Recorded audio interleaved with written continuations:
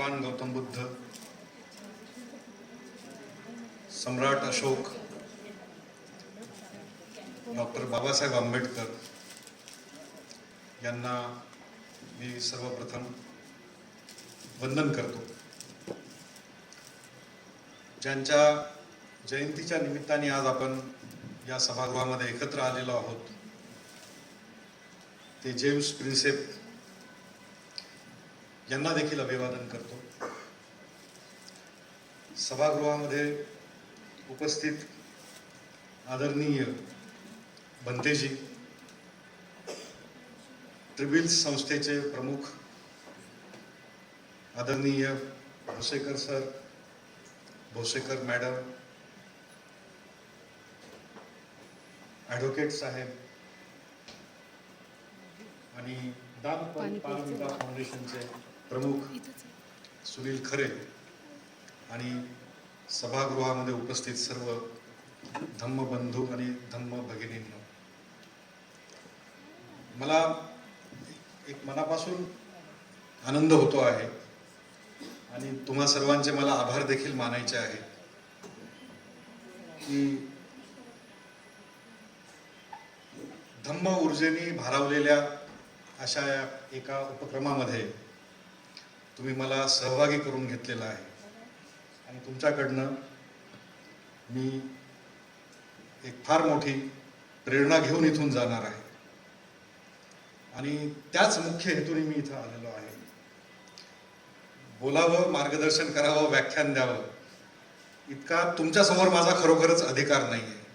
तुम्ही ज्या प्रकारचं काम आज करत आहात ते काम लक्षात घेता मला तो अधिकार नाही हे मी सुरुवातीलाच मान्य करतो. जेम्स प्रिन्सेपनी आणि त्याच्या पिढीतील प्राच्य विद्या विशारदांनी, बौद्धाभ्यासकांनी या भारतामध्ये आधुनिक काळातील बौद्ध पुनरुत्थानाची जी सुरुवात केली त्याची सुरुवातीची वीट ज्यांनी रचली अशा जेम्स प्रिन्सेपच्या जयंतीच्या निमित्ताने बोलत असताना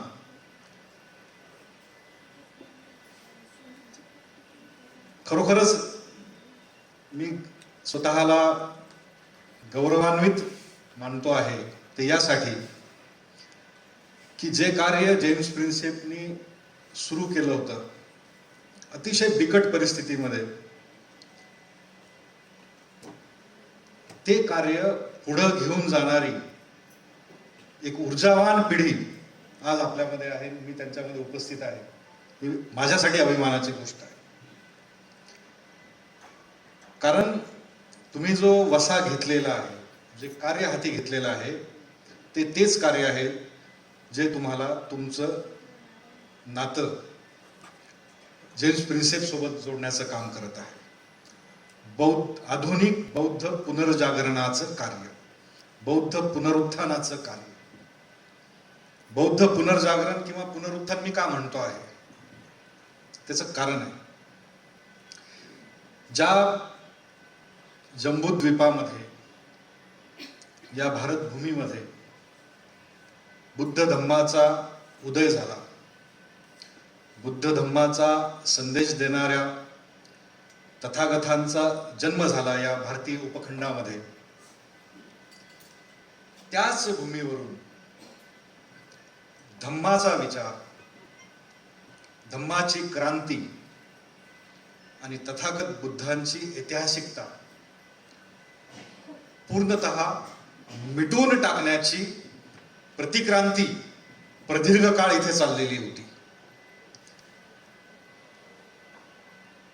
जवळपास 1500 वर्षांच्या हा प्रतिक्रांतीचा कालखंड होता की ज्या काळामध्ये आस्ते आस्ते या भारतीय उपखंडामध्ये राहणाऱ्या बहुसंख्याक बौद्धानुयायी असलेल्या जनतेच्या स्मृतिपटलातून, मनपटलातून त्यांचं सर्वोच्च श्रद्धास्थान असलेला जो तथागत बुद्ध आणि त्यांचा विचार होता तो पुसून टाकण्याचं काम झालं होतं. आणि तथागत बुद्ध म्हणजे काय आहे, तर अनेक देवदेवतांपैकी एक अवतार आहे, एक देवता आहे, मायथॉलॉजिकल फिगर. एवढंच बुद्धाचं अस्तित्व भारतीयांच्या सामूहिक स्मृतीमध्ये शिल्लक राहिलेलं होतं. तथागत बुद्ध ही व्यक्ती, हा महापुरुष तुमच्या माझ्यासारखा जिवंत हाडामासाचा माणूस होता, ही कल्पनाच इथे कुणाच्या ठाई नव्हती. अवतार कल्पनेमध्ये बुद्धाला बंदिस्त केलेलं होतं. विष्णूचा 9वा अवतार, जसे विष्णूचे अन्य अवतार आहेत तसाच बुद्धाचा एक अवतार होता. म्हणजे बुद्धाकडे हिस्टॉरिकल फिगर म्हणून पाहिलंच जात नव्हतं. तर बुद्ध ही व्यक्ती, हा महापुरुष आहे, हे ऐतिहासिक दृष्ट्या आधुनिक काळात अभ्यासकांना आधी सिद्ध करावं लागलं. त्यांची ऐतिहासिकता सिद्ध करावी लागली. आणि बुद्धाची ऐतिहासिकता सिद्धच झाली नसती जर जेम्स प्रिन्सेपनी धम्मलिपीची उकल केली नसती तर. इतकं महत्वाचं ते कार्य आहे. म्हणजे बुद्ध सुद्धा या अनेक देवदेकांच्या प्रतिमांमध्ये आणि अवतार कल्पनेमध्येच गणला गेला असतो. इतके संभ्रम होते की बुद्ध मुळात भारतात जन्माला आलेली व्यक्ती आहे हे सुद्धा कोणाच्या गावी नव्हतं. असं मानलं जात होतं की बुद्ध बहुधा तिबेटचे असावेत, किंवा ब्रह्मदेशामध्ये थायलंडमध्ये जन्माला आलेले असावेत, किंवा सिलोनमध्ये जन्माला आलेले असावेत. आणि अशी पुस्तकं देखील सुरुवातीच्या काळात लिहिल्या गेलेली आहेत, जोपर्यंत हिस्टॉरिसिटी सिद्ध झालेली नव्हती त्या काळापर्यंत. म्हणजे सामूहिक स्मृतीतून पूर्णतः नष्ट करत असतानाच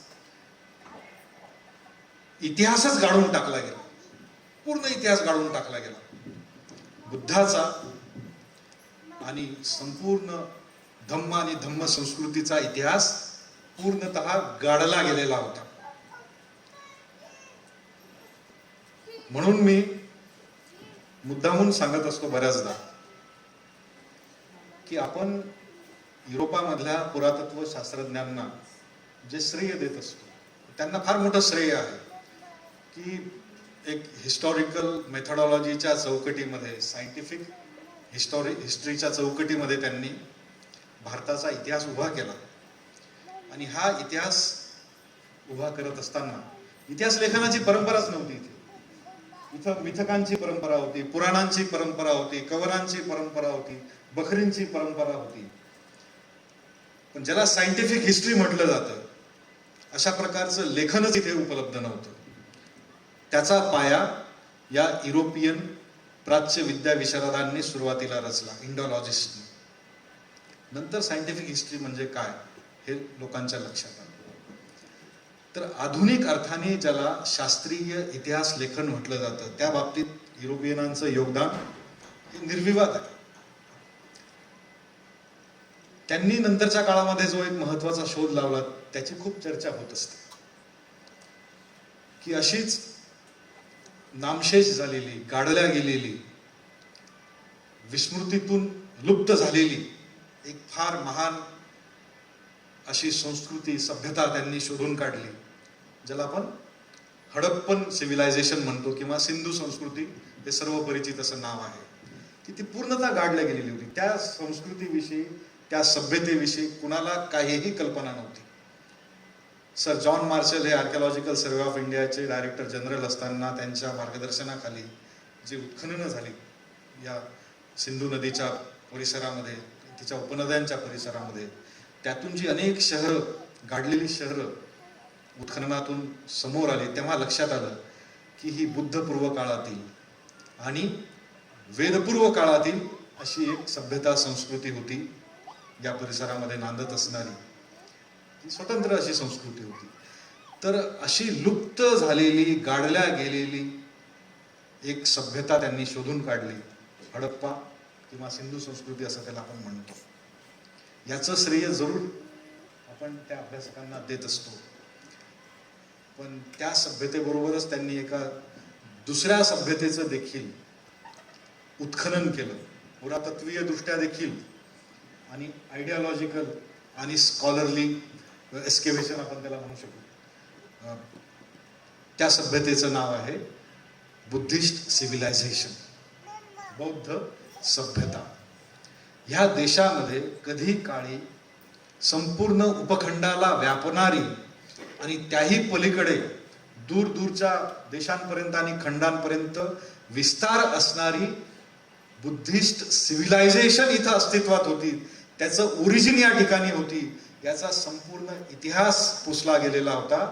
तो इतिहास शोधून काढण्याचं काम, म्हणजेच ती सभ्यता शोधून काढण्याचं काम, जशी त्यांनी हडप्पन सभ्यता शोधून काढली, तशीच बौद्ध सभ्यतेचा शोध देखील त्यांनी लावला. आणि त्यातलं महत्वाचं जे कार्य आहे, त्याची जी सुरुवात आणि प्रारंभ जो आहे, तो जेम्स प्रिन्सेपने केलेला. त्यांच्या आधी माहिती नव्हतं. इव्हन अर्नॉल्डने लिहिलेलं जे लाईट ऑफ एशिया नावाचा ग्रंथ, ज्याची खूप चर्चा युरोपात झाली आणि युरोपला सर्वप्रथम बुद्धाची ओळख झाली, तोपर्यंत सुद्धा बुद्धाकडे हिस्टॉरिकल फिगर म्हणून पाहिलं जात नव्हतं. अर्नॉल्डने सुद्धा पाहिलेलं नव्हतं. धम्मलिपीची उकल झाल्यानंतर लुंबिनीचा शिलालेख, त्या रुमिनदेही इथला जो शिलालेख आहे, स्तंभालेख, त्या स्तंभालेखावरती उत्कीर्ण केलेली जी धम्मलिपीतला जो लेख होता, त्यात की देवनाम प्रियदर्शींनी इथे आपल्या राज्याभिषेकाच्या नंतर इतक्या वर्षांनी प्रत्यक्ष भेट दिली धम्मयात्रेच्या दरम्यान, आणि याच ठिकाणी तथागत बुद्धाचा अशोकाच्या राज्याभिषेकाच्या आधी इतके वर्षपूर्वी जन्म झालेला आहे. तिथून पुढे मग हिस्टॉरिसिटी सिद्ध होते आहे. आणि मग बुद्धाच्या जीवनाशी संबंधित अनेक पुरातत्वीय स्थळ, लुंबिनी, कपिलवस्तू, बौद्धगया, राजगृह, श्रावस्ती, वैशाली, कौशांबी, बुद्धाच्या जीवनाशी संबंधित असलेल्या स्थळांचा, आणि 7व्या शतकामध्ये जो चीनी प्रवासी आपल्याकडे येऊन गेला ह्युएन त्याच्या प्रवास वर्णनामध्ये ज्या बौद्ध स्थळांचं वर्णन केलेलं होतं, त्यांनी पूर्ण एक जिओग्राफिकल स्केच त्यांनी दिलेला आहे की भारतीय उपखंडामध्ये तो कोणत्या प्रदेशातून त्यांनी प्रवास केला, कोणत्या बौद्ध स्थळांना भेट दिली, कोणत्या शहरामध्ये कोणत्या प्रकारचे स्तूप आहेत, विहार आहेत, लेणी आहेत, कुठल्या प्रदेशामध्ये कुणाचं राज्य आहे, असं त्यांनी प्रवास वर्णन दिलेलं आहे. तर ह्युएन प्रवास वर्णनाचा आधार घेऊन अलेक्झांडर कनिंगहॅमनी त्यांनी जो काही नकाशा दिलेला आहे, त्यांनी ज्या स्थळांचं वर्णन केलेलं आहे, त्या स्थळावरती जाऊन बौद्ध पुरावशेषांचा शोध घेतला. आणि हे सगळे पुरावशेष मग उत्खननातून समोर आलेत. बुद्धाच्या जीवनाशी साक्षात संबंधित असलेली पुरातत्वीय स्थळ. जर आर्किओलॉजिकल सर्वे ऑफ इंडियाचं डिपार्टमेंट नसतं तर ही सभ्यता आजपर्यंत अगदी गाडल्याच गेलेली असते. कारण तिला आजही गाडले जाण्याचे प्रयत्न होतच आहेत आणि ते सुरू आहेत. म्हणून तुम्ही जे कार्य करता आहात ते अतिशय महत्त्वाचं आहे. एक फार मोठी प्रतिक्रांती आपल्या समोर आहे आणि हा क्रांतीचा वारसा आपल्याला इथून पुढे वाहून न्यायचा आहे आणि येणाऱ्या पिढ्यांकडे तो सुपूर्द करायचा आहे, धम्मक्रांतीचा वारसा. तर त्या दृष्टिकोनातून जर तुम्ही जे कार्य करत आहात त्याचा जर विचार केला तर त्याचं मोल काय आहे ते आपल्या सहजपणे लक्षात येऊ शकतं. मी जो विषय बोलण्यासाठी इथे सुचवलेला होता, महाराष्ट्रातील बौद्ध इतिहास संस्कृतीचा वारसा,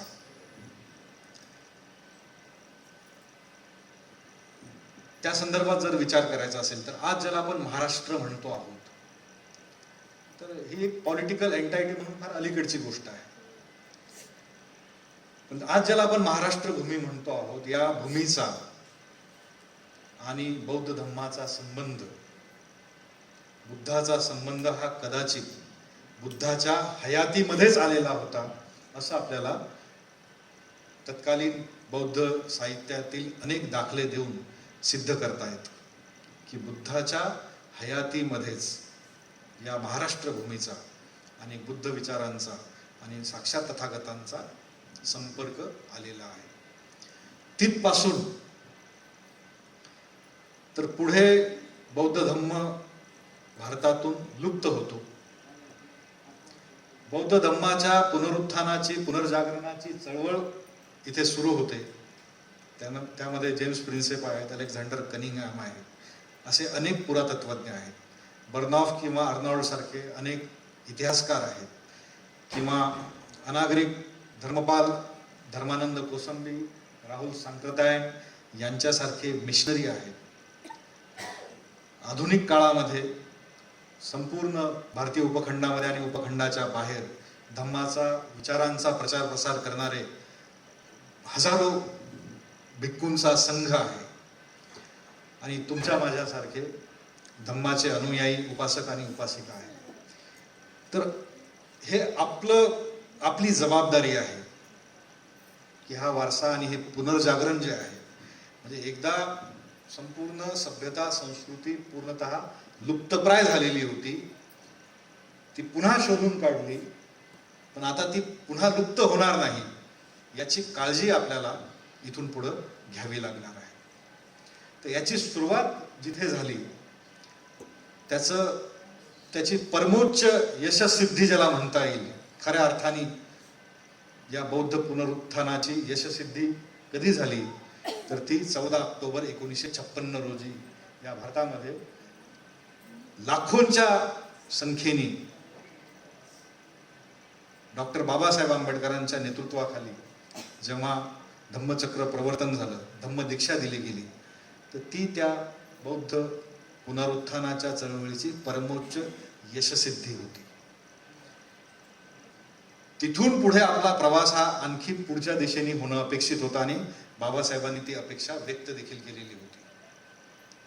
त्या चिकित्सेमध्ये, त्या क्रिटिकमध्ये मी जाणार नाही, फक्त मी ती जाणीव करून देऊ इच्छितो. आणि हे खूप सराहनीय आहे की बाबासाहेबांना जी अपेक्षा होती की हा जो गाडा आहे तो किमान मागे नेऊ नका, पण मी निश्चित म्हणतो आणि सांगू शकतो की तो गाडा पुढं नेण्याचंच काम करणारे लोक या सभागृहामध्ये बसलेले आहेत आणि त्यांच्याशी मी संवाद साधतो. ती फार मोठी ऊर्जा आहे. धम्म हीच अशी ऊर्जा आहे. विज्ञानामध्ये ऊर्जा म्हणजे एनर्जी, काय ऊर्जा अक्षयतेचा सिद्धांत सांगितला जातो की एनर्जी नावाची जी गोष्ट आहे, जे मॅटर आहे, ते नष्ट कधीच होत नाही, ते रूपांतरित होतं. धम्म तशीच ऊर्जा आहे. धम्म अशी ऊर्जा आहे की तिने अनेक रूपं घेतलीत. आपण जगभरामध्ये जर पाहिलं, बुद्ध केंद्रस्थानी आहे, तथागत बुद्ध धम्म केंद्रस्थानी आहे, पण त्याची अनेक रूपं आपल्याला बघायला मिळतात त्या ऊर्जेची. तर ती एक अक्षय ऊर्जा आहे, ती कधीही नष्ट न होणारी ऊर्जा आहे. आणि बुद्धाचा जो संदेश होता आणि बुद्ध धम्माचं जे वैशिष्ट्य राहिलेलं आहे की कोणीही स्त्री पुरुष त्याचा जन्म कुठे झाला हे न बघता त्याला धम्माच्या मार्गावरती मार्गक्रमण करता येतं. जीवन जगण्याचा आदर्शवत असा मार्ग म्हणजे धम्म, अशी जर व्याख्या घेतली तर ह्या सद्धम्माचं मार्गक्रमण कुणीही व्यक्ती जगभरातला करू शकतो. आणि आपल्याला ते दिसतं आहे की आता जगभरामध्ये म्हणजे आफ्रिकेमध्ये सुद्धा बौद्ध विहार उभी राहिलेली आहेत, बुद्धिस्ट मॉन्क्स आहेत. आणि युरोपमध्ये सुद्धा नेदरलँड आणि हंगेरी, जर्मनीमध्ये फार मोठ्या संख्येने बौद्ध भिक्खू आज आपल्याला बघायला मिळतात. अमेरिका आणि कॅनडामध्ये सुद्धा आहेतच, ऑस्ट्रेलियामध्ये आहेत, न्यूझीलंडमध्ये आहेत. बाकी बुद्धिस्ट वर्ल्ड नावं घ्यायची गरज नाही, आपण सर्व जाणता.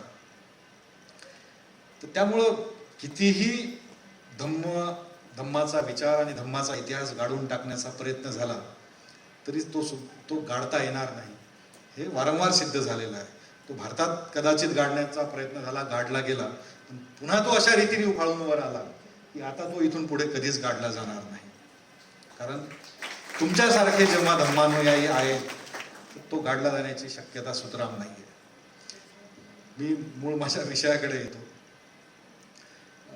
कदाचित यातले अनेक तपशील तुमच्या सर्वांच्या परिचयाचे पण असतील. पण मी मुद्दामून तसा विचार केला की थोडंसं परिचयात्मक स्वरूपाचंच आपण बोलूयात, प्राथमिक ओळख या स्वरूपाचंच.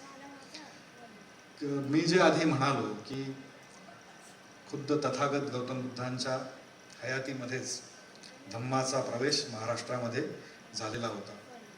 कारण तथागत बुद्धांनीच चरथ भिक्कवे चरथ चारिकेचा संदेश दिलेला होता. चारही दिशांना जा आणि धम्माचा संदेश जनतळामध्ये नेऊन पोहोचवा. तर त्यानुसार नंतरच्या काळामध्ये सुद्धा ज्या धम्मसंगीती झाल्या, त्यानंतरही अनेक ठिकाणी धम्मदूत पाठवले गेले आहेत. परंतु तथागत बुद्धांच्या हयातीमध्येच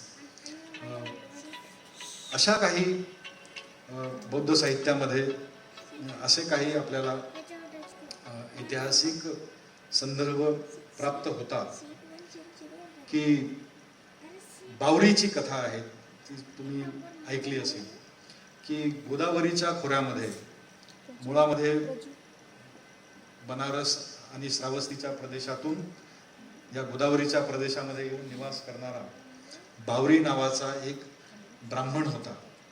त्यांनी आश्रम स्थापन केलेला होता या गोदावरीच्या खोऱ्यामध्ये. ते नेमकं स्थळ कुठे आहे त्याविषयी अनेक मतभिन्नता आहे, कारण निश्चितपणे आपल्याला सांगता येत नाही ते नेमकं स्थळ कुठे आहे, पण वेगवेगळे क्लेम केले जातात. तर त्या वादामध्ये न जाता गोदावरीचं खोरं म्हणणं एवढं मला वाटतं पुरेसं आहे. तर त्यांनी इकडे आश्रम स्थापन केला. त्याचे काही प्रश्न होते. बुद्धाची महती त्याच्या कानापर्यंत येऊन पोहोचलेली होती आणि बुद्धाला एका अर्थाने आव्हान देण्यासाठी त्यांनी आपले काही शिष्य राजगृहाला पाठवले. तर 16 शिष्य बावरीचे तिकडे गेले आणि तो फार मोठा संवाद आहे आणि खूपच सुंदर तो संवाद आहे, मुळातून वाचण्यासारखा आहे, पण तितक्या तपशिलामध्ये इथे मी जाणार नाही. तर बावरीच्या शिष्यांनी बुद्धाला जे प्रश्न विचारले त्यातला एक प्रश्न होता की मस्तक काय आहे आणि मस्तक फुटणे म्हणजे काय आहे. त्याचं जे उत्तर तथागत बुद्धांनी त्या काळामध्ये तिथे दिलेलं होतं की मस्तक म्हणजे अविद्या आहे आणि मस्तक फुटणे म्हणजे काय आहे तर प्रज्ञा आहे, कुशलकम्म आहे, वगैरे वगैरे. थोडक्यात मी सांगतोय. असे अनेक जेव्हा प्रश्नोत्तरं झाली तर त्या प्रश्नोत्तरांनंतर प्रभावित होऊन बावरीच्या शिष्यांनी धम्माचा स्वीकार केला आणि नंतर स्वतः बावरीने देखील धम्माचा स्वीकार केला आणि त्यांनी दक्षिणेमध्ये येऊन धम्म प्रचार प्रसाराचं कार्य केलं आणि मोठा स्तूप देखील त्यांनी बांधलेला होता. असे संदर्भ आपल्याला प्राचीन बौद्ध साहित्यामध्ये अनेक ठिकाणी ते साहित्य आपल्याला ते बघायला मिळतात. ह्या बावरीच्या कथेबरोबरच अर्हत पुण्य आणि अर्हत इसी दिन्ना यांची कथा देखील जातकांमध्ये आलेली आहे की थेरगाथामध्ये अर्हत पुण्य किंवा पूर्ण याच्याविषयी माहिती मिळते आणि हा अर्हत पुण्य मुंबई जवळचं जे सोपारा आहे, ज्याला प्राचीन काळामध्ये सुप्परका असं म्हणत होते, ज्याचं वर्णन एक गजबजलेलं बंदर म्हणून प्राचीन ग्रीक लिटरेचरमध्ये देखील आलेलं आहे, रोमन लिटरेचरमध्ये आलेलं आहे. तर तिथला हा निवासी होता, व्यापारी होता, मोठा व्यापारी. आणि त्यांनी स्वतः श्रावस्ती येथे तथागतांकडून दीक्षा घेतली आणि सुप्परका येथे विहार बांधून त्याने धम्म प्रचाराचं कार्य केलं. दीक्षा घेतल्यानंतर त्यांनी धम्म प्रभास असं नाव धारण केलं होतं. आणि मला शंका आहे, परंतु काही लेखकांनी असा दावा केलेला आहे की या अर्हत पूर्णच्या आमंत्रणावरून तथागत बुद्धांनी स्वतः तिथे भेट दिली होती सोपाऱ्यामध्ये. मी इतिहासाचा विद्यार्थी असल्यामुळे मी तितकं ठामपणे बोलणार नाही त्याविषयी, परंतु काही अभ्यासक मात्र अशी मांडणी करतात. आणि तसे आधार देखील बौद्ध साहित्यातून दिले जातात. कारण अनेक जातकांमध्ये काय होतं की जातक कथा ही मुळामध्ये बुद्धाचा संदेश लोकांच्या भाषेमध्ये आणि प्रतीक रूपांमध्ये सांगत असताना त्याच्यामध्ये अनेक कपोलकल्पित अशा पद्धतीचे पात्र आहेत. अतिनैसर्गिक आणि अतिमानवीय पात्र देखील आहेत. तर तशा प्रकारच्या कल्पनांची आणि मिथकांची भरमार जातक कथांमध्ये असल्या कारणाने त्यातला इतिहास फार सूक्ष्म दृष्टीने आपल्याला शोधावा लागतो. आणि जे काही आहे ते जशाच्या तशा स्वरूपात इतिहास म्हणून आपल्याला स्वीकारता येत नाही. म्हणून मी थोडंसं त्या संदर्भात बचावात्मक भूमिकेतून बोलू इच्छितो. परंतु तशा पद्धतीचे आपल्याला जातक कथांमध्ये संदर्भ निश्चितपणे प्राप्त होतात. इसी दिनाची सुद्धा तीच कथा आहे की अपरांत प्रांतामध्ये परत येऊन म्हणजे तथागत बुद्धांकडनं दीक्षा घेऊन तो अपरांतमध्ये आला आणि म्हणजे कोकणामध्ये आणि या परिसरामध्ये त्यांनी धम्मप्रचाराचं कार्य केलं असं सांगितलं जातं. तर बावरी आणि अरहत पुण्य आणि इसिदिन्ना यांच्या विषयीचे संदर्भ प्राचीन बौद्ध साहित्यामधले जर आपण पाहिले तर त्याला दुसरा दुजोरा आपल्याला पुरातत्वीय उत्खननातून मिळू शकतो की ही केवळ कल्पना नाही. कारण महाराष्ट्राच्या भूमीवरती प्राप्त होणारे बौद्ध पुरावशेष आणि त्यांचं प्रमाण आणि संख्या जर आपण विचारात घेतली तर ही भूमी पूर्णतः धम्मानी आणि धम्मानुयायांनी ओसंडून वाहणारी भूमी. सर्व व्यवसायांमध्ये असणारे, सर्व कारागिरीचे व्यवसाय असतील, व्यापार उदीम असतील, सर्व प्रकारच्या सामाजिक स्तरांमध्ये असलेले लोक धम्मानुयायी होते याची साक्ष संपूर्ण महाराष्ट्रात असलेल्या लेण्यांमध्ये जे शिलालेख आहेत त्या शिलालेखांमधून आपल्याला मिळते की कशा रीतीने वेगवेगळ्या व्यवसायांमध्ये कारागिरीमध्ये असणारे लोक आहेत, उद्यमी लोक आहेत, सर्वसामान्य नागरिक आणि स्त्रिया आहेत, व्यापारी आहेत, महाजन आहेत, सार्थवाह आहेत, याच्या अनेक संदर्भांनी त्यांची नावं म्हणजे सांचीच्या स्तूपावरती जे शिलालेख आहेत तिथे सुद्धा भोगवर्धन, तेगर किंवा पेतनिक म्हणजे पैठण इथे राहणाऱ्या बौद्ध रहिवाशांचे उल्लेख तिथल्या शिलालेखामध्ये आहेत की यांनी तिथे दान केलेलं आहे. म्हणजे महाराष्ट्राच्या भूमीमध्ये राहणाऱ्या बौद्ध धम्मानुयायांनी अगदी आता मध्य प्रांतामध्ये मध्य प्रदेशामध्ये असलेल्या सांचीच्या स्तूपासाठी देखील धम्मदान दिलेलं आहे. तेव्हा अशा पॉलिटिकल बाउंड्री नव्हत्याच. तेव्हाच्या बाउंड्रीज म्हणजे काय तर नद्यांची खोरी आणि त्या परिसरातले डोंगर रांगा ही त्या काळातली आयडेंटिटी असायची की ह्या डोंगर रांगामध्ये, त्या पर्वत रांगामध्ये किंवा या नदीच्या खोऱ्यामध्ये. अशाच पद्धतीने आपण त्या काळातल्या इतिहासाचा विचार करू शकतो. आजच्या पॉलिटिकल बाउंड्रीजमध्ये आपण त्यांना बांधू शकत नाही त्या काळाला. तर संपूर्ण आज ज्याला आपण महाराष्ट्र म्हणतो आणि गोदावरीचं खोरं म्हणून जर आपण धम्माचा इतिहास खणायला सुरुवात केली तर महाराष्ट्राच्या भूमीपलीकडे अगदी नागार्जुनकोंडा आणि अमरावतीपर्यंत आपल्याला जाऊन पोहोचावं लागतं. मग गोदावरी आणि कृष्णेचं खोरं आपण वाई सातारा परिसरातून जाते, तिथे सुद्धा बौद्ध लेण्या आहेत आणि ती नागार्जुनकोंडापर्यंत जाते आणि गोदावरी सुद्धा तिकडे खालपर्यंत जाते. तर नद्यांच्या किनाऱ्यावरती, नद्यांच्या खोऱ्यामध्ये बौद्ध स्तूप आणि लेणी समूह आहेत आणि प्राचीन व्यापारी महामार्गांवरती असलेले लेणी समूह आणि त्यांचं अस्तित्व हे जर आपण लक्षात घेतलं तर किती मोठा वारसा आहे बघा तुम्ही. महाराष्ट्राने ऐतिहासिक दृष्टिकोनातून इतकी महत्वाची भूमिका निभावलेली आहे त्या काळामध्ये. अमर्त्य सेन सारख्या जागतिक कीर्तीच्या अर्थशास्त्रज्ञाचा दाखला देऊन मी मुद्दामून सांगू इच्छितो की भारताच्या इतिहासामध्ये भारताचं सर्वाधिक जीडीपी असण्याचा जो काळ आहे, पर कॅपिटा इन्कम आणि जीडीपी, ती जर कॅल्क्युलेट केली तर भारताचा सर्वाधिक जीडीपी असण्याचा जो काळ आहे तो काळ सातवाहनांचा कालखंड आहे. ज्या सातवाहनांनी या महाराष्ट्र भूमीवरती राज्य केलेलं आहे. आणि त्या सातवाहनांच्या राजवटीच्या काळामध्ये अशा प्रकारचा आर्थिक विकास साध्य झाला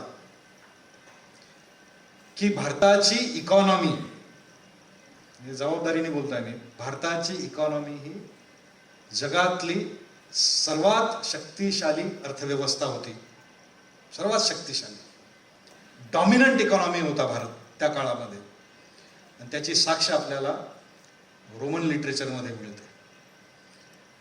ऑगस्टसच्या कारकिर्दीमध्ये, ऑगस्टस हा जो राजा होता, अरिस्टोब्युलस यांच्या कारकिर्दीमध्ये रोमच्या संसदेमध्ये जे कामकाज चालत होतं त्याचे वृत्तांत आपल्याला तिकडे सापडतात.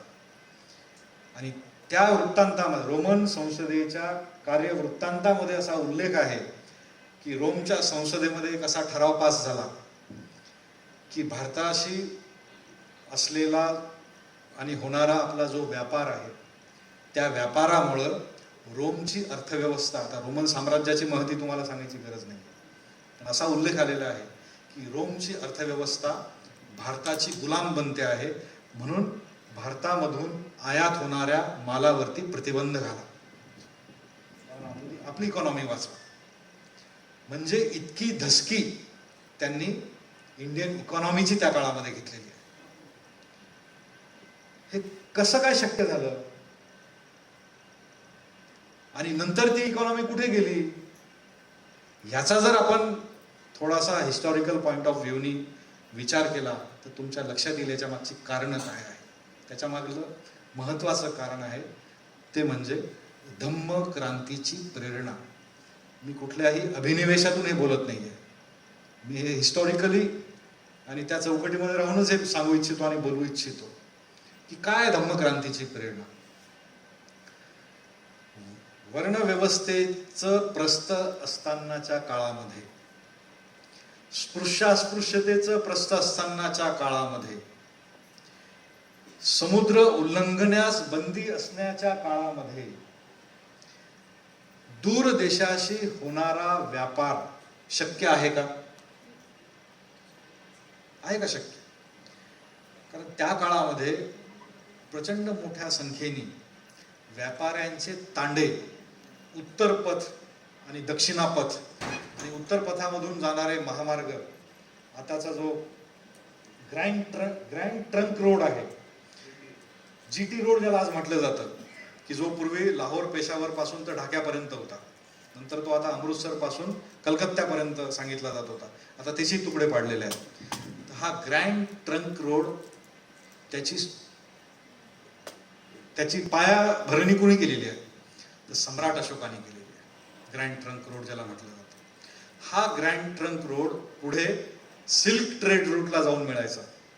प्राचीन रेशीम महामार्ग जो चीन मधून थेट मध्य आशिया, रोम आणि ग्रीस आणि युरोप पर्यंत जाऊन पोहोचत होता आणि इजिप्त पर्यंत जात होता. आणि प्रचंड मोठ्या संख्येने व्यापाऱ्यांचे तांडेचे तांडे, कारण एकट्या दुकट्याने व्यापार करता येणं त्या काळात शक्य नव्हतं, म्हणून समूहाने हे तांडे चालत असत. तर पंडित मोतीचंद्र यांचा एक फार उत्कृष्ट ग्रंथ आहे, सार्थवाह नावाचा. तर तो प्राचीन भारतीय अर्थव्यवस्थेवरती प्रकाशझोत टाकणारा ग्रंथ आहे. आणि त्यात त्यांनी मांडलेलं आहे की कशा रीतीने बौद्ध धम्मांनी आणि बौद्ध भिक्खूंनी आणि बौद्धानुयायांनी हा प्राचीन काळातला देशांतर्गत होणारा व्यापार आणि आंतरराष्ट्रीय व्यापार त्यांच्या प्रयत्नांमध्ये दूर देशांपर्यंत कसा जाऊन पोहोचला. बुद्धाचं तत्वज्ञान आलं, बुद्धांनी वर्णांताची क्रांती केली, म्हणूनच प्रत्येक व्यक्तीला आपल्या आवडी निवडीनुसार आणि एकत्र येऊन, अनेक समूहांनी एकत्र येऊन, ज्याला श्रेणी आणि पूग म्हटल्या गेलेला आहे त्या काळामध्ये, असं corporate style business, corporate industries ह्या कास्ट सोसायटीमध्ये, वर्णा सोसायटीमध्ये, हायरार्किकल सोसायटीमध्ये शक्यच नव्हती. ती शक्यता तेव्हाच निर्माण झाली जेव्हा तथागत बुद्धांनी वर्णांताची क्रांती केली. आणि वर्णांताची क्रांती केल्यानंतर, नाही तर अन्यथा लोक बंदिस्त होते आपापल्या वर्णामध्ये, त्यांना नेमून दिलेल्या व्यवसाय आणि उद्योगधंद्यांमध्ये. पण मुक्तपणे त्यांना व्यवसाय आणि उद्योगधंद्यांची निवड करता आली, मुक्तपणे व्यापार करता आला, कृषी उत्पन्न करता. आणि बुद्धाचा काळ हा भारतातल्या ॲग्रिकल्चर रिव्होल्युशनसाठी देखील ओळखला जातो. की प्राचीन काळामध्ये जशी धम्मक्रांती आहे, तर धम्मक्रांतीबरोबरच एक कृषी क्रांती आहे. म्हणजे अधिकाधिक प्रदेश शेती योग्य बनवला गेला, मशागतीखाली आणला गेला. तर बुद्धाच्या काळापासून याची सुरुवात झाली. अशोकाच्या इतिहासामध्ये देखील आपल्याला दिसतं की कलिंगच्या युद्धानंतर जे युद्धबंदी होते, त्या लाखो युद्धबंदींनी गंगेच्या खोऱ्यामधील लक्षावधी हेक्टर भूमी जी आहे तिथे जंगलतोड करून ती भूमी लागवडीखाली आणली. तर प्रचंड मोठ्या प्रमाणावरती लागवडी योग्य, शेती योग्य जमिनीचा विस्तार झाला आणि ॲग्रिकल्चर रिव्होल्युशन झाली. कृषी उत्पन्न वाढलं म्हणून अर्बन रिव्होल्युशन झाली, नागरी क्रांती. अनेक नगरांचा उदय झाला. जिथे व्यापारी बंदर आहेत अशी नगरं व्यापारी गतिविधींमुळे विकसित झाली. जिथे उद्योग आणि व्यवसाय आहेत, निगम नावाची संस्था होती, पूग नावाची संस्था होती, श्रेणी नावाची संस्था आहे, सार्थवाह नावाची संस्था आहे. तर ह्या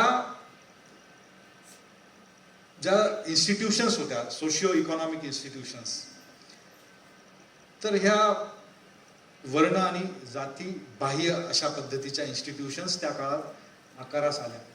म्हणून व्यापार आणि उद्योगधंदे शक्य झाले.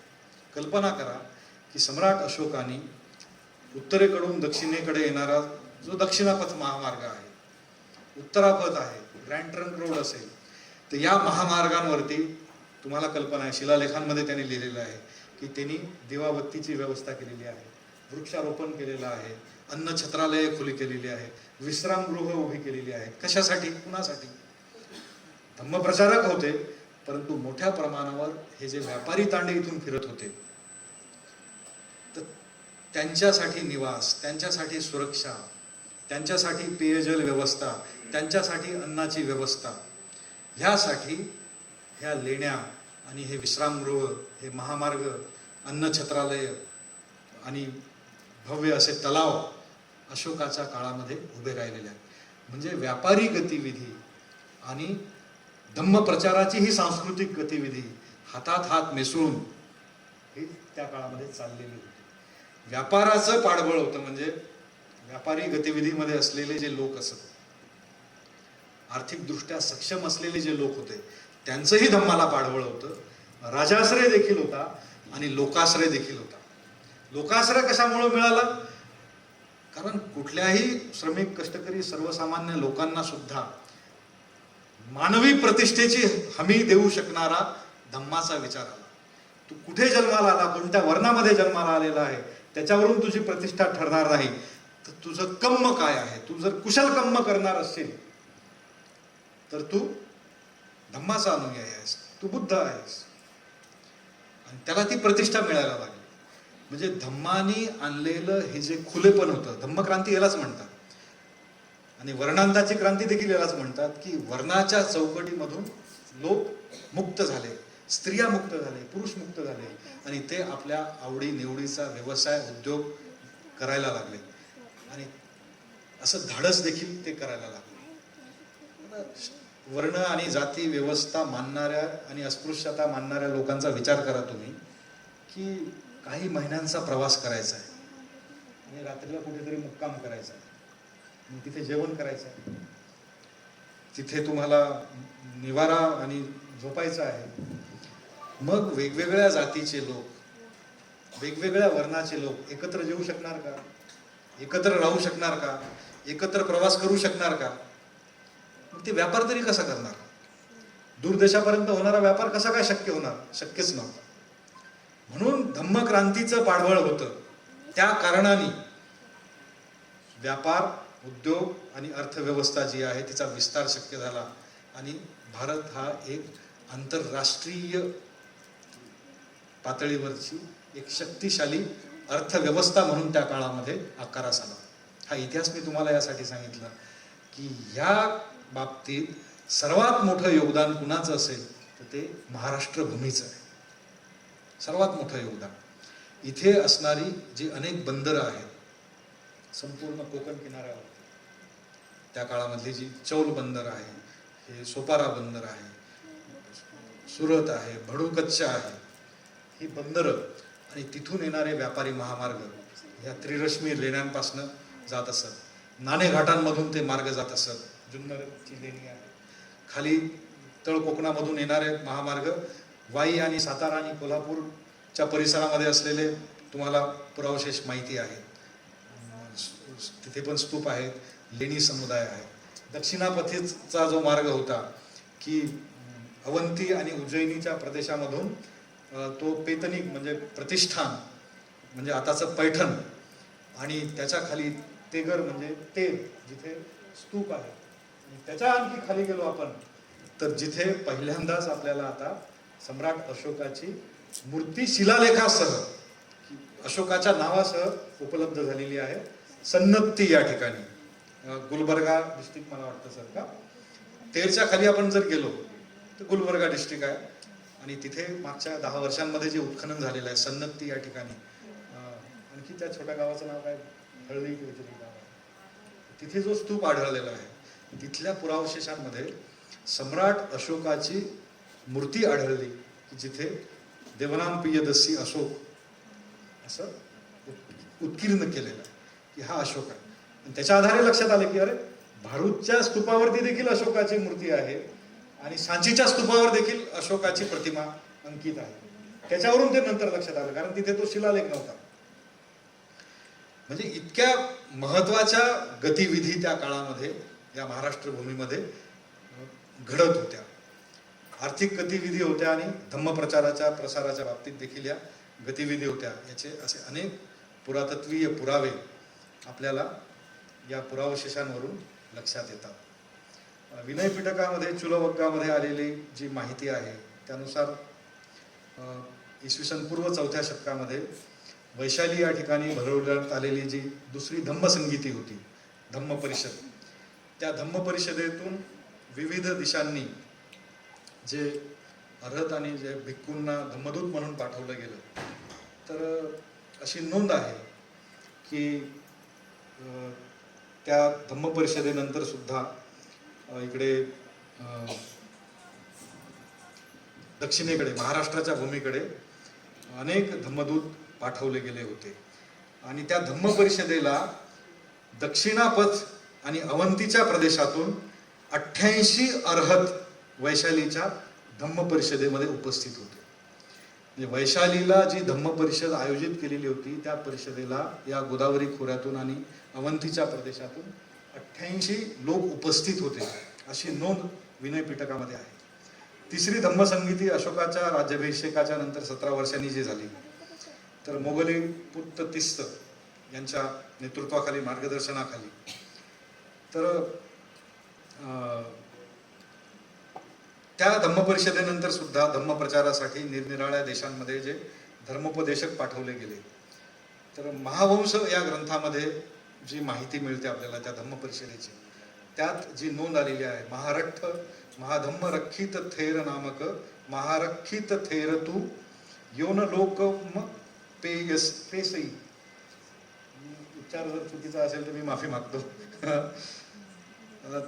त्यात असं म्हटलेलं आहे की या महाराष्ट्र म्हणून ओळखल्या गेलेल्या या देशामध्ये त्यांनी महाधम्मरक्षित नावाच्या स्थविराला धम्म प्रचारासाठी पाठवलेलं होतं. महाराष्ट्र म्हणजे हा महाराष्ट्र हाच देश असावा याविषयी अनेक इतिहासकारांनी साधक बाधक चर्चा करून ते सिद्ध देखील केलेलं आहे. कारण काही लोकांचं असं म्हणणं होतं की महाराष्ट्र म्हणजे कदाचित सयाम भूमीचा हा उल्लेख असावा, सयामचा किंवा थायलंडचा.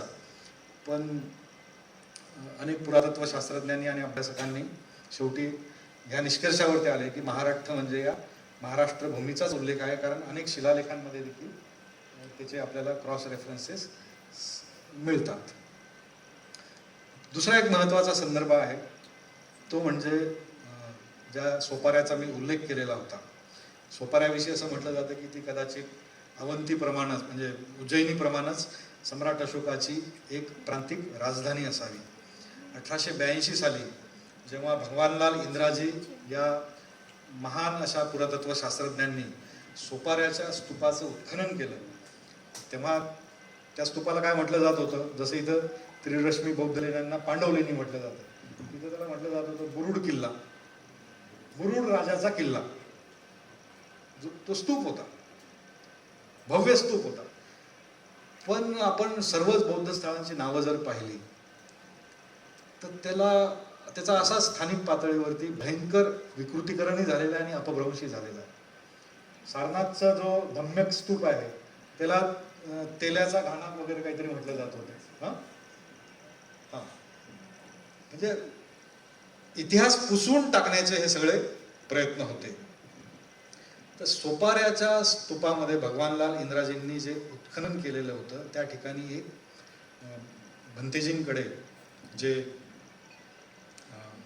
काय म्हणतात भिक्षापात्र, तर भिक्षापात्र जे असतं तर भिक्षापात्राच्या आकाराचं एक करंडक तिथं मिळाला त्यांना, की आधी पाषाण, नंतर हस्तिदंत, त्यानंतर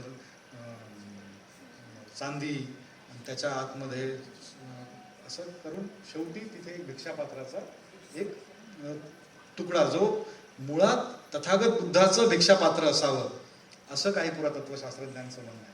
तर तथागत बुद्धाच्या भिक्षापात्राचा एक अंश किंवा त्यातले एक खापर जतन करून ठेवण्यासाठीच अशा पद्धतीचा सुरक्षित असा करंडक तयार केला गेला असावा आणि त्याला मध्यवर्ती स्थान दिलेलं असावं त्या स्तूपामध्ये, असा निष्कर्ष त्या भगवानलाल इंद्राजी यांनी काढला.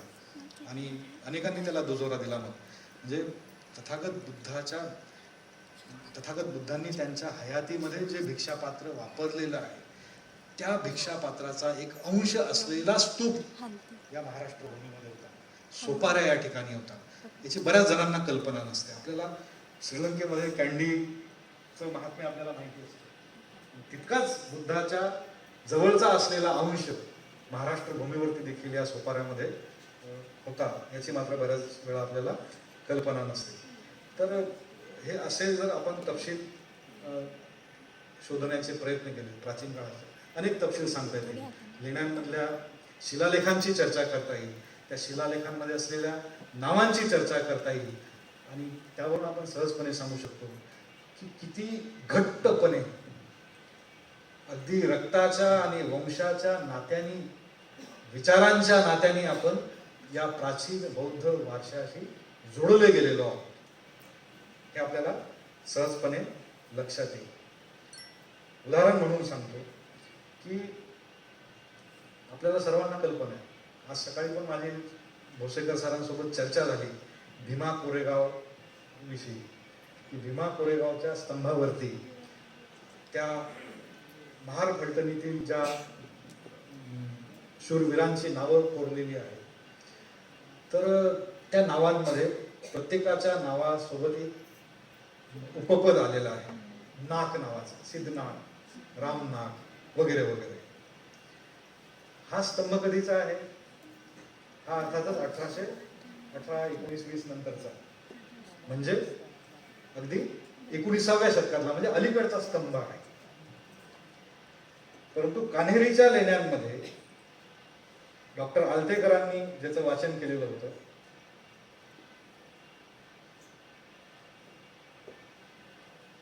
नाक हे उपपद असणारे अनेक नावं प्राचीन बौद्ध लेण्यांमध्ये देखील सापडतात. कान्हेरी लेण्यांमध्ये नकनाक आहे, अपरनाक, धम्मनाक, गोलनाक, मितनाक. भाजे लेण्यांमध्ये अंपीनाक, अहिकीनाक. कुडा येथील लेणीमध्ये पूसनाक, बेडसामध्ये पुरसनाक, अपर कारल्यामध्ये अगिमीतनाक, मीतदेवनाक, उसभनाक. शिवनेरीच्या लेण्यांमध्ये वीरसेनाक. नाशिक परिसरामध्ये 40 नाक, अगियतनाक, कफननाक, रामनाक. आता 19व्या शतकामध्ये ब्रिटिश राजवटीत तयार झालेल्या जयस्तंभावरती जी नावं आहेत महार शूरवीरांची, त्यांच्या नावासोबतही नाक जोडलेलं आहे. आणि प्राचीन काळामध्ये इसवी सनाच्या 4थ्या-5व्या शतकामध्ये, इसवी सन पूर्व तिसऱ्या शतकामधल्या ज्या लेण्या आहेत, म्हणजे इसवी सन पूर्व दुसऱ्या तिसऱ्या शतकापासून तर इसवी सनाच्या 5व्या 6व्या शतकापर्यंतच्या ज्या लेण्या आहेत, त्या लेण्यांमध्ये जी नावं आहेत स्थानिक धम्मानुयायांची, त्यांच्या नावामध्ये देखील, अनेक नावांमध्ये देखील जर नाग हे उपपद येत असेल तर त्याचा अर्थ स्पष्ट आहे की त्या काळामध्ये रथी आणि भोज म्हणून ओळखल्या गेलेले जे लोक होते स्थानिक नाग जमातीचे, डॉक्टर बाबासाहेब आंबेडकरांनी त्यांच्या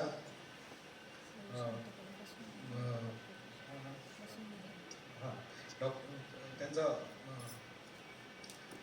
अनटचेबल्स हा जो ग्रंथ आहे की अस्पृश्य मूळचे कोण, त्या ग्रंथामध्ये त्यांनी जो सिद्धांत मांडलेला आहे की अस्पृश्य हे मूळचे बौद्ध होते आणि त्यांनी बुद्ध विचारांसोबत तडजोड केली नाही आणि ब्राह्मणी धर्माला ते शरण गेले नाही, म्हणून त्यांना बहिष्कृत मानलं गेलं आणि ते बौद्ध धम्माचे अनुयायी असल्या कारणाने बहिष्कृत मानले गेलेले लोक नंतरच्या काळामध्ये अस्पृश्य ठरवण्यात आले आणि अस्पृश्य म्हणून त्यांच्यावरती निर्बंध लादले गेले. त्याचं एक महत्त्वाचं कारण बाबासाहेब सांगतात की ते बौद्ध धम्माचे अनुयायी म्हणून अस्पृश्यता लादली गेली. हाच सिद्धांत विठ्ठल रामजी शिंदे यांच्या लेखनामध्ये पण मांडलेला आहे. अयोती थास यांनी देखील ती मांडणी केली आणि डॉक्टर बाबासाहेब आंबेडकरांच्या आधी भारतामध्ये जी बौद्ध धर्मांतर झालीत त्यातलं एक महत्त्वाचं सामूहिक धर्मांतर म्हणजे कोलार गोल्ड माइन्स ज्या आहेत आणि तामिळनाडूच्या प्रदेशामध्ये जी धम्म पुनर्जागरणाची चळवळ होती, तर पंडित अयोती थास आणि डॉक्टर नायर आणि गॉस्पेल ऑफ बुद्ध लिहिणारे लक्ष्मी नरसू यांनी जे बौद्ध पुनर्जागरणाचं कार्य दक्षिण भारतामध्ये केलेलं आहे, कर्नाटक आणि तमिळनाडूच्या प्रदेशामध्ये, तर त्यांच्या लेखनामध्ये देखील हा संदर्भ येतो की ओरिसामध्ये, तमिळनाडू आणि कर्नाटकमध्ये त्याच लोकांवरती अस्पृश्यता लादली गेलेली आहे की ज्यांचा कुठल्या ना कुठल्या रिच्युअल्सच्या माध्यमातून का होईना थेट बौद्ध परंपरेशी संबंध सिद्ध होतो. वर्तमान काळातल्या त्यांच्या अशा रिच्युअल्स आहेत की त्या बौद्ध परंपरेतून आल्या हे सिद्ध होतं आणि ते बौद्ध परंपरेचे पायी होते म्हणून त्यांच्यावरती अस्पृश्यता लादल्या गेली. तर अस्पृश्यतेच्या बाबतीतला बाबासाहेबांनी मांडलेला जो सिद्धांत होता तो प्रूढ आहे महाराष्ट्राच्या बाबतीत देखील आणि दक्षिण भारताच्या बाबतीत देखील. त्याविषयी शंका घ्यायचं कारणच नाही. त्याचा हा सर्वात मोठा पुरावा आहे की लेण्यांमध्ये सापडणारे नावं आणि 19व्या शतकामध्ये स्तंभावरती सापडणारी नावं आणि त्याच्यामधलं उपपद जे आहे ते जर आपण लक्षात घेतलं.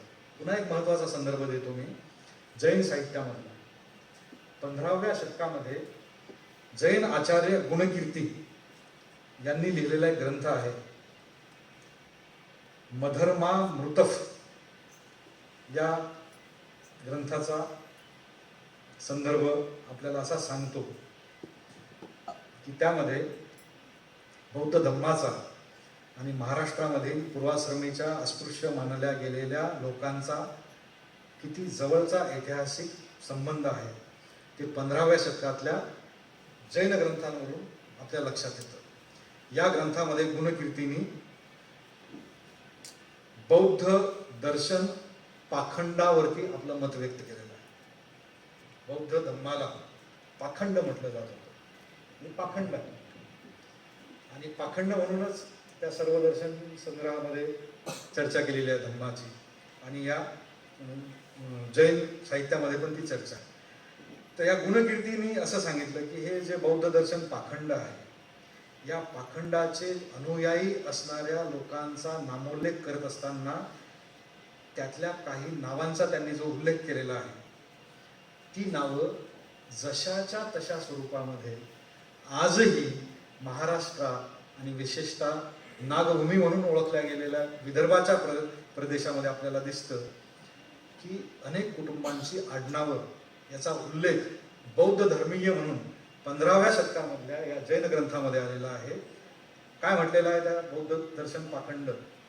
आता बौद्ध दर्शन पाखंडे ते कवण कवण प्रथम खंड चढे, दुसरे सात घरे, तिसरे डुंगरिये, चौथे कविसर, पाचवे वाकलिये, 6वे कुऱ्हाडे, 7वे नवघरे, 8वे एकलवरती, 9वे जोडवरती, 10वे मालावरती, 11वे साखावरती, 12वे घंटावरती, 13वे बौद्धावरती, 14वे वासनिक, 15वे इच्छा भोजनिक, 16वे बीजधर्मी.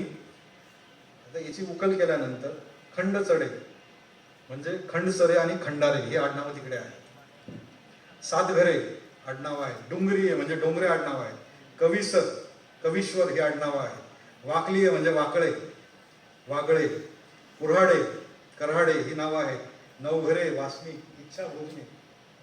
आजही बौद्ध धर्मियांमध्ये प्रचलित असणारी जी नावं आहेत त्याचा उल्लेख ज्या अर्थी बौद्ध पाखंडाचे अनुयायी म्हणून 15व्या शतकातल्या जैन धर्मीय ग्रंथामध्ये येतो, त्याचा अर्थच हा आहे की कशा रीतीने ज्यांच्यावरती अस्पृश्यता लादल्या गेलेली आहे, ते पूर्वाश्रमीचे अस्पृश्य असलेले जे लोक आहेत या महाराष्ट्र भूमीमध्ये राहणारे, ते मूळचे बौद्ध होते. असा जो सिद्धांत डॉक्टर बाबासाहेब आंबेडकरांनी मांडलेला आहे तो सिद्ध करण्यासाठी असे अनेक पुरावे आपल्याला देता येतात. ते त्याच्या आधारे सिद्ध होतं. म्हणजे आपण किती जवळच्या नात्याने जोडल्या गेलेलो आहोत त्या प्राचीन बौद्ध वारशासोबत, ते सांगण्यासाठी मला तुमचं या काही संदर्भांकडे लक्ष वेधायचं होतं. किती वेळ येतो मी समारोपाकडे येतो.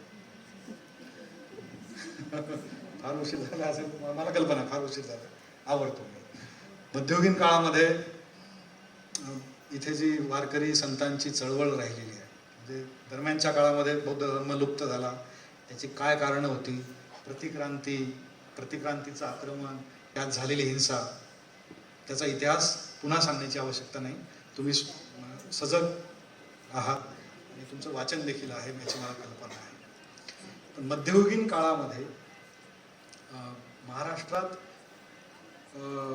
जी संत चळवळ उभी राहिली, बाबासाहेबांनी पुन्हा एक सिद्धांत मांडला की पंढरपूरचा पांडुरंग म्हणजे मूळचा बुद्ध आहे, पुंडरीक. तो संबंध जो जोडला तो पुन्हा नंतर जे महत्वाचे भाषाशास्त्रज्ञ आणि मानववंश शास्त्रज्ञ रांची ढेरे आहेत त्यांनी देखील तो संबंध जोडून दाखवला त्यांच्या ग्रंथामध्ये.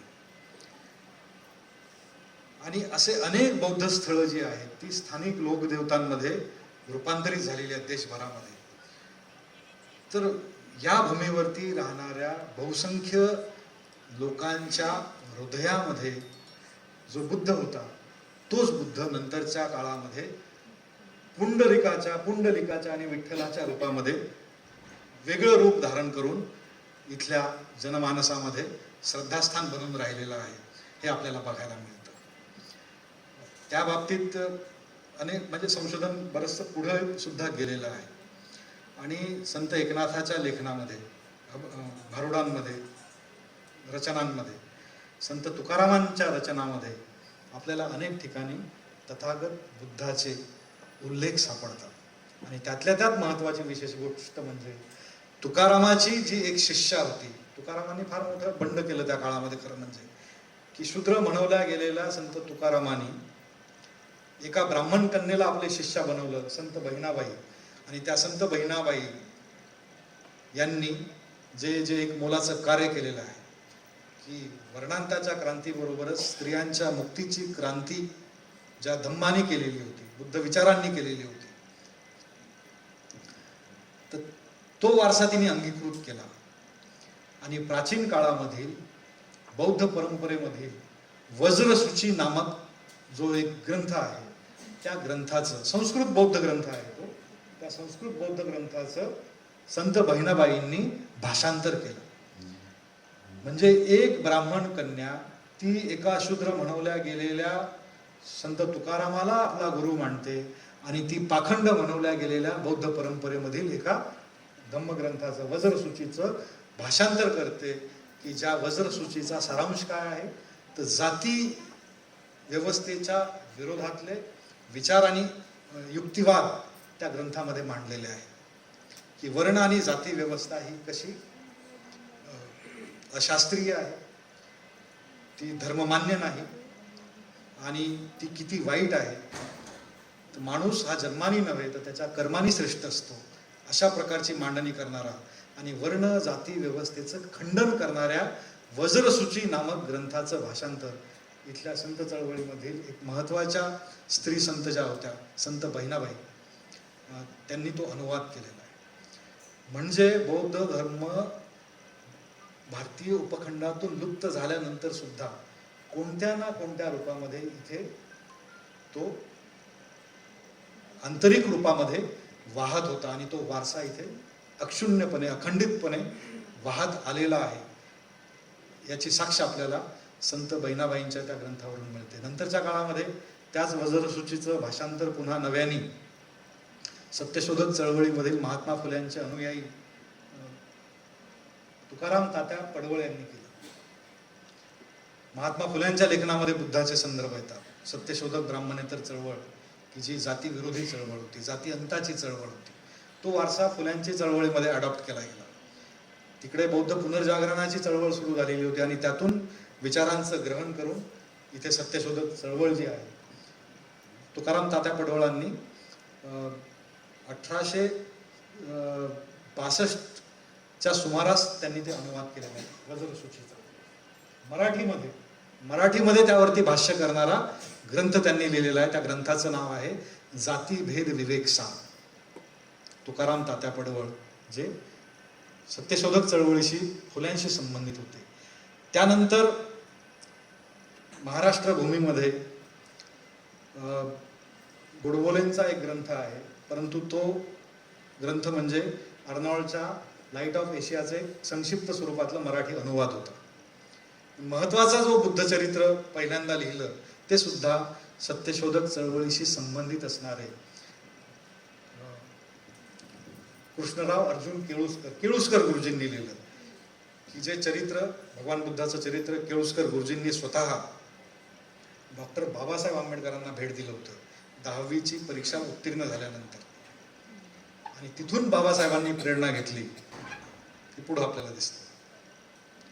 पण केळुस्करांच्या चरित्रानंतर या महाराष्ट्र भूमीमध्ये धर्मांध कोसंबी आहेत, सयाजीराव गायकवाड आहेत, की ज्यांच्या राजाश्रयामुळं पाध्ये, कोलदंडे, धर्मानंद कोसंबी आणि अन्यही अनेकांनी बौद्ध साहित्याचा अनुवाद केला, अनेक स्वतंत्र बौद्ध ग्रंथ लिहिलेत. आणि त्यानंतर मग डॉक्टर बाबासाहेब आंबेडकरांची धम्मक्रांती आहे. तर हा असा एक प्रदीर्घ आणि अखंडित असा महाराष्ट्राचा धम्म संस्कृतीचा वारसा आहे, ज्या वारशासोबत आपण विचारांनी आणि सर्वच अर्थांनी घट्टपणे जोडल्या गेलेलो आहोत. तर हा वारसा अखंडितपणे इथून पुढे देखील आपल्याला वाहून न्यायचा आहे, येणाऱ्या पिढ्यांकडे सुपूर्द करायचा आहे. आपण आज जे धम्म प्रचार आणि प्रसाराचं कार्य करतो आहोत, या दोन्ही संस्था, दान पारमिता फाउंडेशन आणि ट्रिबिल्स ही संस्था, तर धम्मलिपीचं प्रशिक्षण हे देखील हा धम्म कार्याचा वारसा पुढे घेऊन जाण्याचंच काम आहे. बौद्ध पुनर्जागरणाची चळवळ अधिक व्यापक बनवण्याचं हे कार्य आहे.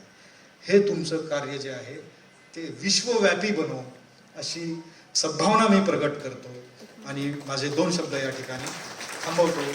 जय भीम, नमो बुद्धाय, धन्यवाद.